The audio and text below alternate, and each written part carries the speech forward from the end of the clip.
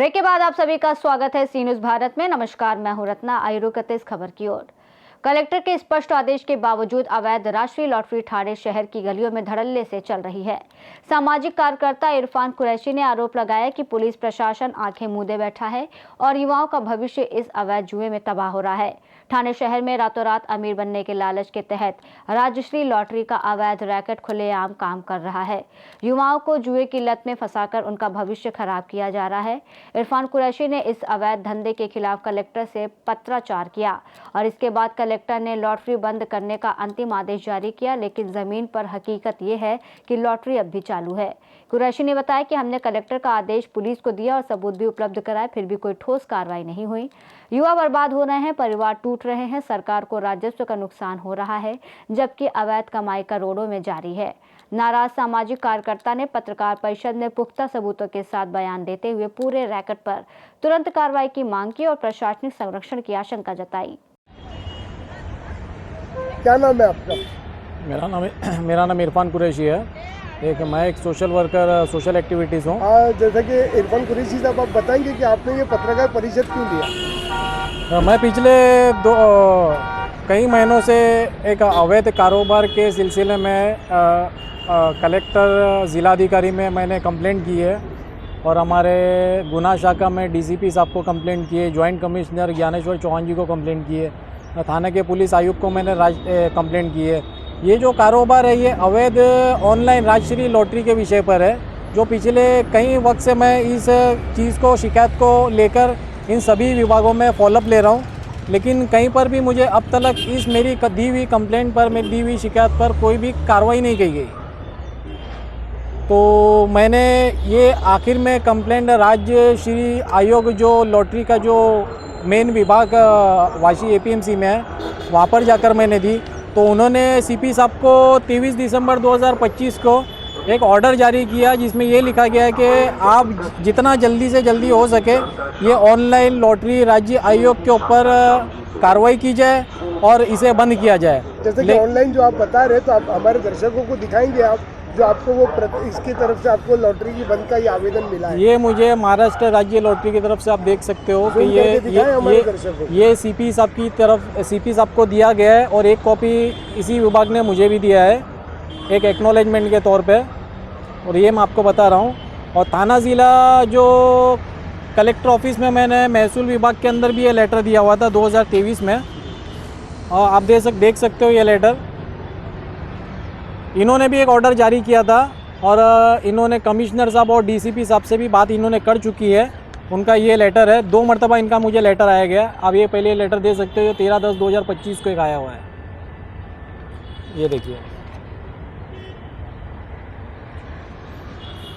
इस शिकायत को फॉलोअप करते हुए मैंने वागले पुलिस स्टेशन में एक आरटीआई भी दिया था कि मेरे केस को किस तरीके से, किस गंभीरता से लिया जा रहा है, मगर उन लोगों ने मुझे ये बताया कि हमने ऐसे 23 गुना और 23 मामले दर्ज किए हैं जिसकी हम कार्रवाई अभी भी कर रहे हैं। तो मैंने वो 23 गुना की जब प्रति ली आरटीआई के अनुसार, तो मुझे 23 गुनों के अंदर कहीं भी आरटीआई में ऑनलाइन राजश्री लॉटरी के ऊपर कोई भी एफआईआर नहीं दिखा।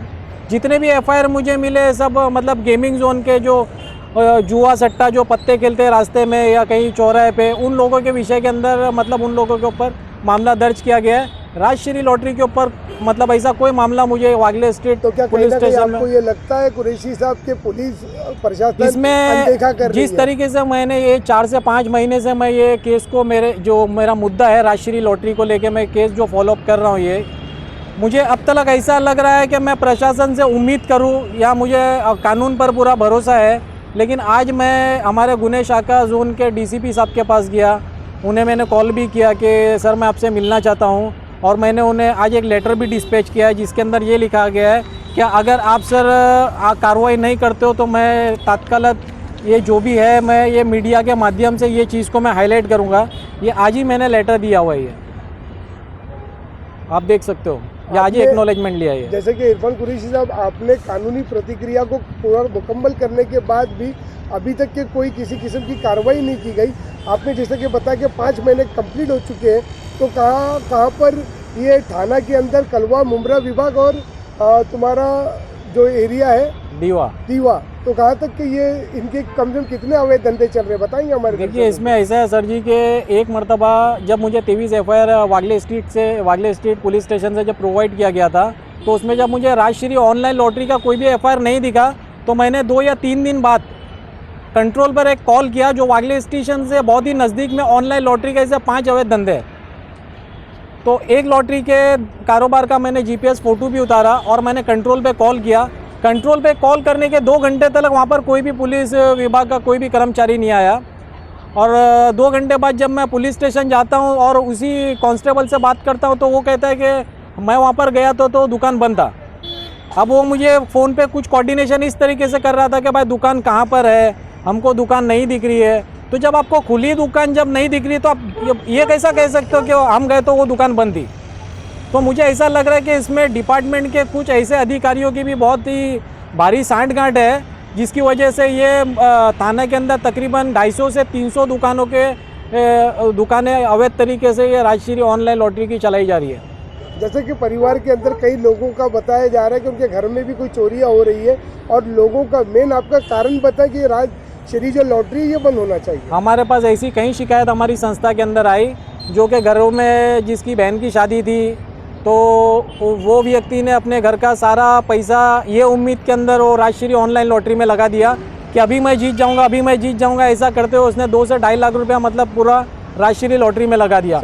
शादी का खर्चा जो भी था पूरा मतलब उसमें खर्च कर दिया। तो हमारी शुरुआत उसकी शिकायत के बाद में हुई। वो बच्ची की तो हमारी संस्था ने कैसा मिलकर वो उसकी शादी करा दी, लेकिन कहने का मतलब जो गरीबी वर्ग के जो लोग हैं इसमें और फंसते चले जा रहे हैं, दलदल की तरह इसमें उतरते जा रहे हैं। लेकिन हमारा जो प्रशासन है वो कोई भी किसी भी किस्म की कार्रवाई नहीं कर रहा है। अभी कलेक्टर और महसूल विभाग हमें ये कहता है कि हमने CP साहब से लेटर दे दिया है थाने आयुक्त को, और जो लॉटरी का राज्य आयोग वो भी कहता है कि हमने लेटर इनको दे दिया है। लेकिन हम जब पुलिस आयुक्तालय में जाते हैं तो वहाँ से हमें किसी भी तरह का रिस्पांस नहीं मिलता है। हम अगर एज ए पत्रकार के तौर पे भी जाते हैं वहाँ पर या पत्रकार को साथ में लेकर भी जाते हैं तो वो उनका इस तरीके से रवैया रहता है कि अभी साहब बिजी है या साहब मीटिंग में है। तो मेरा कहने का उद्देश्य कहीं ना कहीं एक ये भी है कि जब पत्रकार को सम्मान नहीं दिया जा रहा है तो आम इंसान के साथ इनका व्यवहार किस तरह से होगा। तो आप अभी इस पे क्या चाहते हैं? देखिए इसमें ऐसा है कि ये एक जैसा कि कई मरतबा हमारे थाना द्वारा अमली पदार्थ के ऊपर मैंने कई ऐसे प्रेस कॉन्फ्रेंस देखे हैं कि जहाँ पर गांजा पकड़ा गया है, अफीम पकड़ा गया है, दारू पकड़ा गया है, लेकिन ये जुए का नशा ये किसी अमली पदार्थ से कम नहीं है। आप जब उसके ऊपर कार्रवाई करते हो तो आपका काम है कि भी बहुत बड़ा अमली पदार्थ है, इसमें तो सारे के सारे घर जो है उजड़ जाते हैं, इसमें तो सिर्फ जान से जाता है। लेकिन ये जुए की नशे के अंदर, जुए की लत के अंदर इनके पूरे घर तबाह हो जाते हैं और बर्बाद हो जाते हैं। लेकिन ये बर्बादी ना हमारी पुलिस आयुक्तालय विभाग को दिख रहा है, ना किसी भी हम पुलिस विभाग के अंदर जाते हैं, जैसा वागले स्ट्रीट हो गया, मुमरा पुलिस स्टेशन हो गया। आज दीवा के अंदर तकरीबन 35 से 40 ऐसे अवैध राजश्री लॉटरी के कारोबार किए जा रहे हैं। ये किसकी सांठगांठ में किए जा रहे हैं। मैं आज ये आप पत्रकार परिषद रखने का मेरा माध्यम यही है कि मैं जनता का सहयोग चाहता हूँ कि मैंने जो आवाज़ उठाया है आप मुझे पूरा सहयोग करें और जितने भी अवैध धंधे इस अवैध धंधे को जल्द से जल्द बंद कराया जाए। तो आप सभी ने देखा कि इरफान, एक सामाजिक कार्यकर्ता इरफान कुरैशी ने जो बयान दिया है, यहाँ पे कलेक्टर ऑफिस से आके उन्होंने जो लेटर दिया और लेटर लेने के बाद उन्होंने कुछ फॉलोअप किया।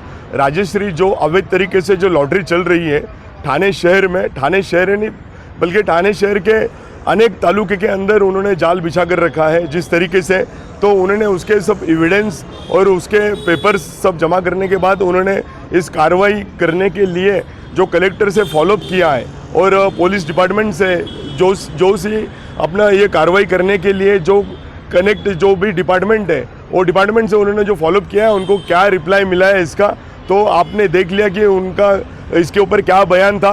तो आगे देखना ये होगा कि आगे क्या कार्रवाई होती है और राजश्री लॉटरी बंद होती है या कंटिन्यू चालू रहेगी।